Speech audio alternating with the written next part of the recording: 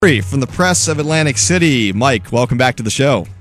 Hey, Mike, how are you? I'm doing well. Before we get into some serious stuff here, I'm going to give you 30 seconds of live radio to go ahead and brag about your New York Mets. Go. Well, that's just a big win last night. Up to 1 o'clock in the morning, you beat Kershaw in L.A., 13 strikeouts from Jacob deGrom, a home run from Daniel Murphy, a big two-run single from David Wright, the captain, and a big walk by Ruben Tejada. It's the little things that win October baseball. So, Mets' first playoffs since 2006, and it starts off great last night with a 3-0 win. I knew we were going to get there. 3-1 win. I knew we were going to get there at some point, so I wanted to get it out of the way.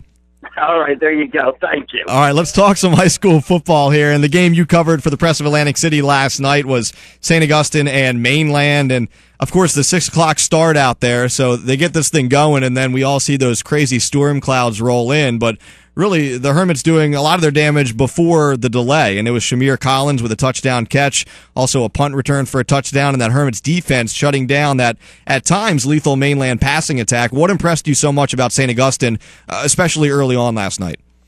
Well, I think two things. I think, first of all, Shamir Collins impressed me. He caught a touchdown pass, returned a punt 42, 43 yards for a touchdown, and intercepted a pass. And here's a guy, a sophomore, who if he is one of the best, probably one of the best sophomores in South Jersey. If he was on another team, he'd be talked about all the time. But he's on a team with, Kyle Dobbins, Ezekiel Innish, Jim Brady, Jose Tabora, Dan Pavlik, Xavier File, and somehow he kind of gets overlooked out there. And so last night he kind of, announced his presence and said, hey, I'm a pretty good football player too. So I think that speaks to the depth of St. Augustine's talent, with what Collins was able to do last night.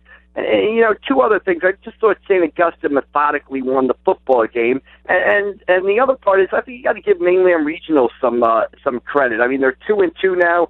I think they went out there. They played a physical game. They were able to slow down St. Augustine's passing attack. They were able to limit their runs at times. They were able to run the football a little bit themselves in the second half, keep St. Augustine's offense off the field. So, kind of a methodical 27-3 win for St. Augustine last night.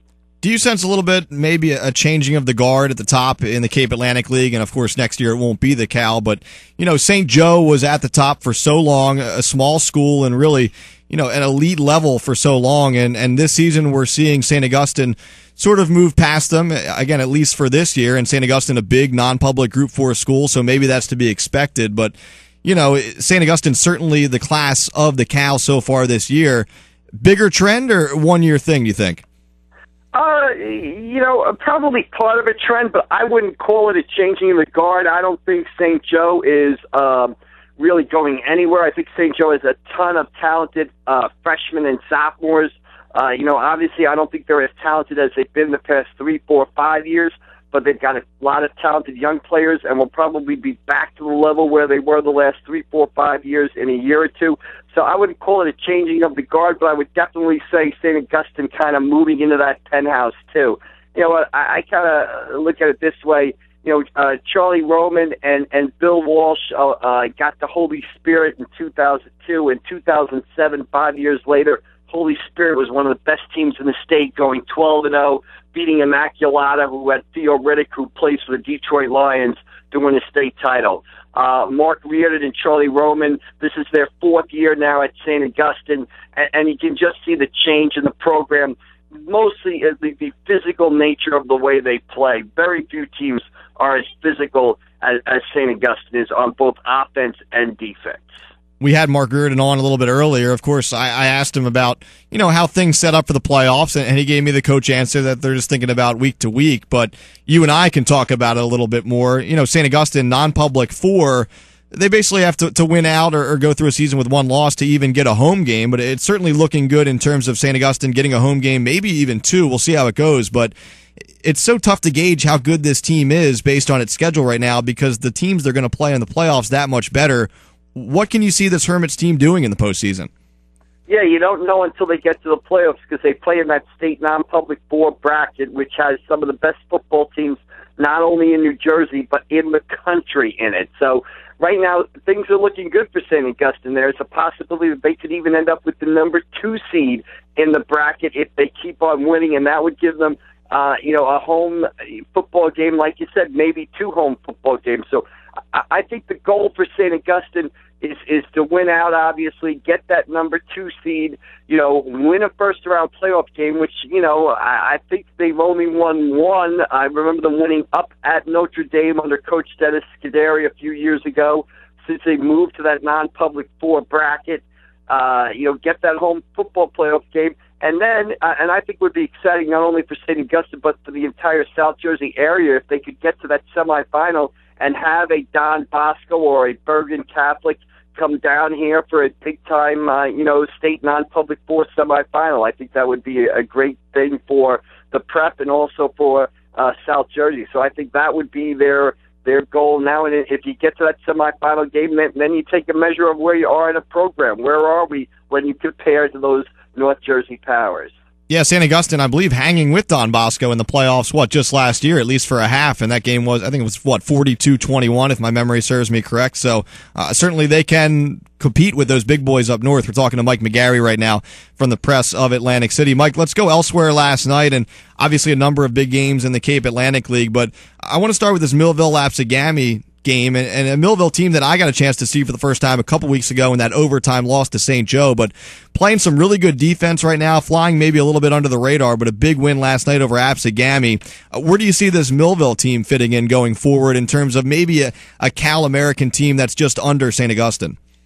Yeah, I think they're right there. I think you could say out of the CAL American public schools, Millville might be the best of those public schools. They're 2-2, and you're right, they are kind of flying under the radar because they played 4 games, but they lost to St. Augustine Prep 33-6 in week 2 of the season, and then they take St. Joe to overtime, and they lose to St. Joe in overtime. So I think those 2 losses, where they played well in both those games, kind of make their record look a little mediocre when I think the Thunderbolts are much better than that. So the Thunderbolts, they're 2-2 now. Will Polhamus, the senior quarterback, is having an excellent season. Clayton Scott is a good shifty runner. I really like the middle linebacker, Zach Douglas. He kind of keys their defense. They're 2-2. They've got some momentum after the win over Apsagami last night. But the key factor here is, because of the losses to St. Joe and St. Augustine, they really have no margin for error. So they're talking about having to win 3 of their next 4 to get a South Jersey Group 5 playoff spot. But they are certainly more than capable of that. We keep talking about St. Joe, so let's really talk about them. They're on the road at Mount St. Joe of Maryland today. Mike, what do we know about this Mount St. Joe team? Obviously an established program there, and this is what the Wildcats of St. Joe of Hamilton are doing the last couple seasons. They went out to Steubenville, Ohio last year and won. A little bit tougher test, I would think, with this team today in Maryland. Yeah. A couple of things about Mount St. Joseph. They're down in Baltimore. The field is apparently located a couple of blocks from Camden Yards, and we know they like to throw the football. Their quarterback, Brian Costable, has thrown for over 1,100 yards and 11 touchdowns. And like I said, St. Joe, kind of young and inexperienced this season. They've been susceptible to the pass in some games.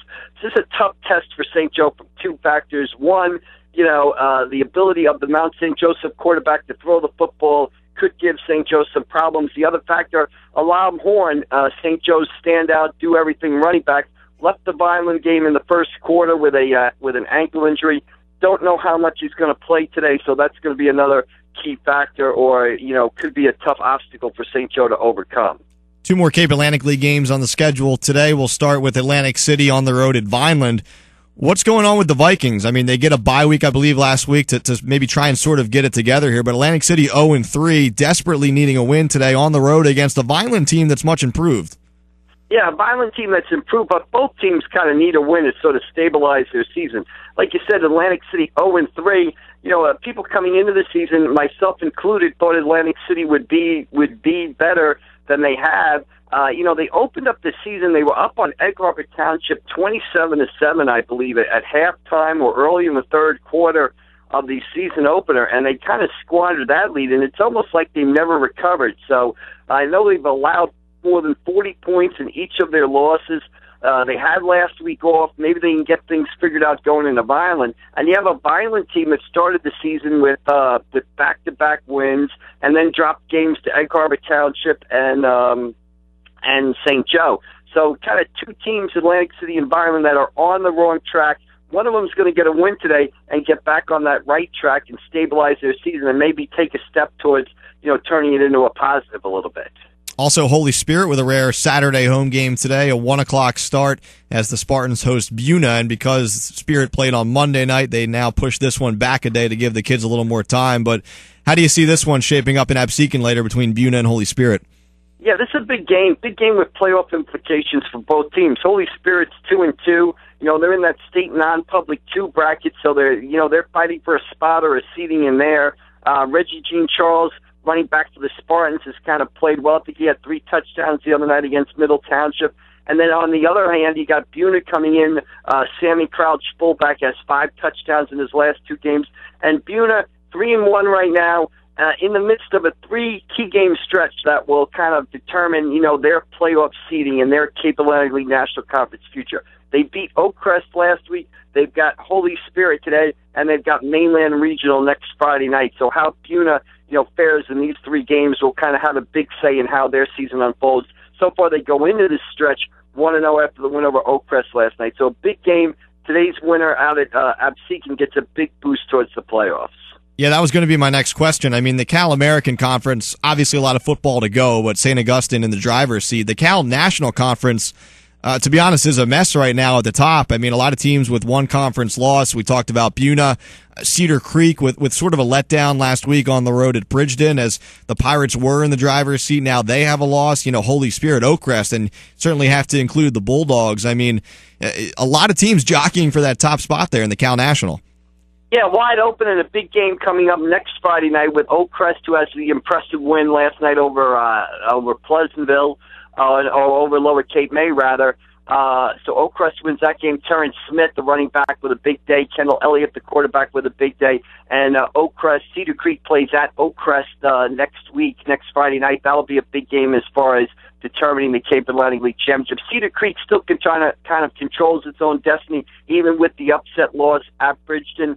But so that'll be a big game next Friday. But this Buna game, Buna with a win over Oakcrest, a loss to Cedar Creek early in the season, Buna can stay in contention for the conference title. It kind of makes it exciting, whereas the American Conference is kind of St. Augustine in charge of its own destiny and rolling along. The National Conference still with games to play that will have an impact on the conference race. Mike McGarry, Press of Atlantic City, joining us right now on the South Jersey Sports Report. Mike, one game we haven't talked about yet. We talked about it at the top of this show around 8 o'clock before I was even fully awake, but Ocean City knocks off EHT last night, and that's got to feel good for the Red Raiders. I mean, it's an Ocean City team that played a few teams tough early on, but came into that game last night winless, and Egg Harbor Township, just another tough loss. I mean, EHT, we're seeing it maybe 2 years in a row where they start hot and all of a sudden cool off. Yeah, I mean, you got to feel good for the Ocean City Red Raiders there. Probably one of their biggest regular season wins of the past couple of years, and really feel good for them because, they come off a lopsided loss to St. Augustine last week. The week before that, they lost by 2 to 3 touchdowns to Mainland Regional, who's their big rival. So give those kids and the coaching staff of Ocean City a lot of credit. After those 2 losses, they could have packed it in and said, hey, this isn't our year. We're going over to Egg Harbor Township. They're 3-1. What are we doing? But they go over there, take advantage of 5 Egg Harbor Township turnovers, and get a big, big win for the Ocean City Red Raiders. So got to feel good for Ocean City. It says a lot about the character of the kids on the team and the coaching staff that after 2 kind of disappointing losses, that really had people kind of writing them off as far as the season goes. They go over there and shock Egg Harbor Township.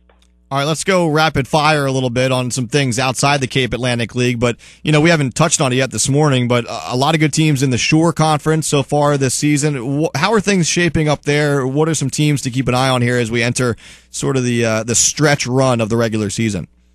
Well, I think the teams in Southern Ocean County kind of struggling a little bit this year. Southern Regional, 2-3. Barnegat not where they've been the past couple of years. Lacey not where they've been the past couple of years. I think a couple of teams that South Jersey team should keep an eye on is Toms River North, a contender in South Jersey Group 5. They're off to a very good start. And then in South Jersey Group 4, Central Regional with running back Mike Bickford. Ran for more than 2,000 yards last season. Off to another good start this season. They've got a lot of power points in that South Jersey Group 4 bracket. So those are kind of the two teams to keep an eye on out of Ocean County this year.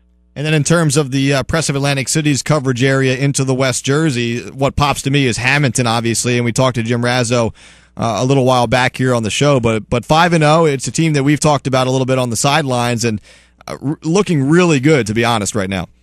Yeah, I mean, last night, I guess, they went into that game at Clearview. A lot of people thought that Clearview, with their offense, a Clearview team that had hung with Delsea Regional, and Hamilton really went in there and took control of the game. I had an opportunity to see Hamilton play last Saturday night against Cherry Hill West, and I was very impressed with Hamilton.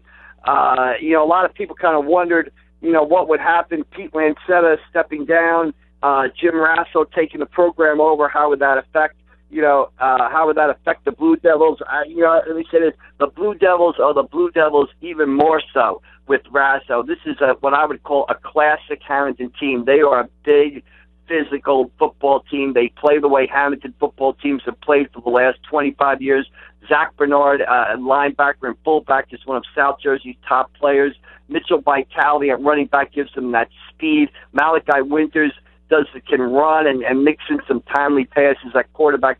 I was really impressed with Hamilton, and it's a classic Hamilton team, and they've got Moorestown next Friday at home, and then they start the stretch that everybody's waiting for, Delsea, Williamstown, and Timber Creek. So Hamilton last year 6-0 and came out of it 6-3. I think they're going to go in 6-0 this year, and I don't think they're going to come out of it 6-3 this year.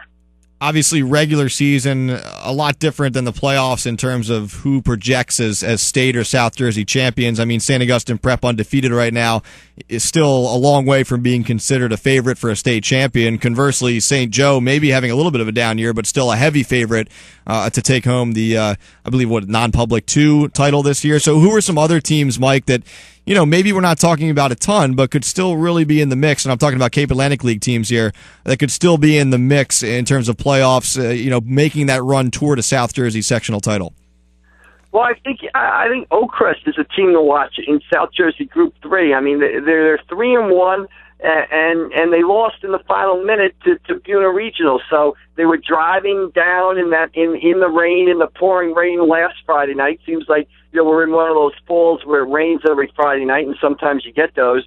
And they drove to, I think, inside the Buena 10-yard line, and Buena makes a defensive stand to stop them. So Oakcrest is, 5 yards away or 6 yards away from being 4-0, and a team everybody in South Jersey is talking about. So I think Oakcrest and South Jersey Group 3, and I think Buena and Cedar Creek. Cedar Creek, it's funny, everybody loves Cedar Creek, then they go up the bridge to lose, and they have a week off, and people tend to forget about Cedar Creek.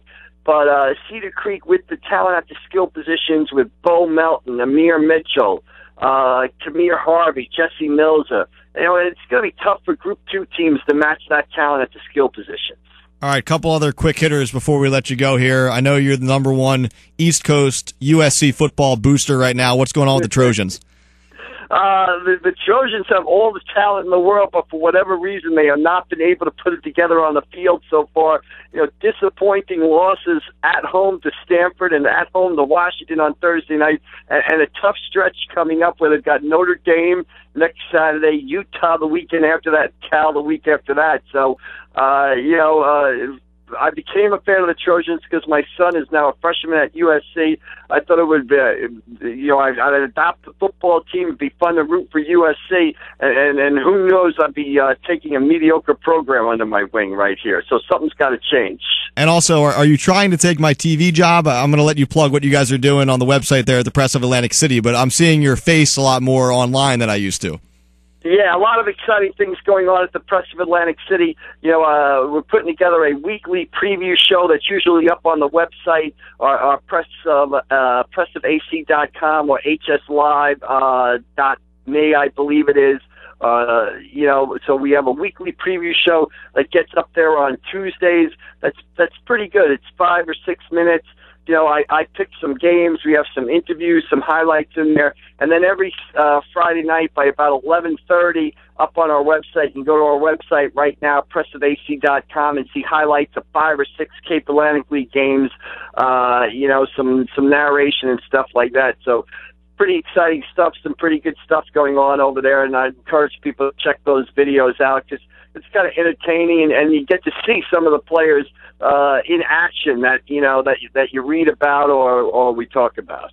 Absolutely. Great stuff. Mike McGarry from the Press of Atlantic City. Always appreciate the time. Thanks for being a good sport about the Mets and USC football as well. I hope things get better on the USC front. Thank you very much. So does USC. All right, we'll talk to you soon. Mike McGarry, Press of Atlantic City, helping us round up Cape Atlantic League football, South Jersey football in general. Great stuff.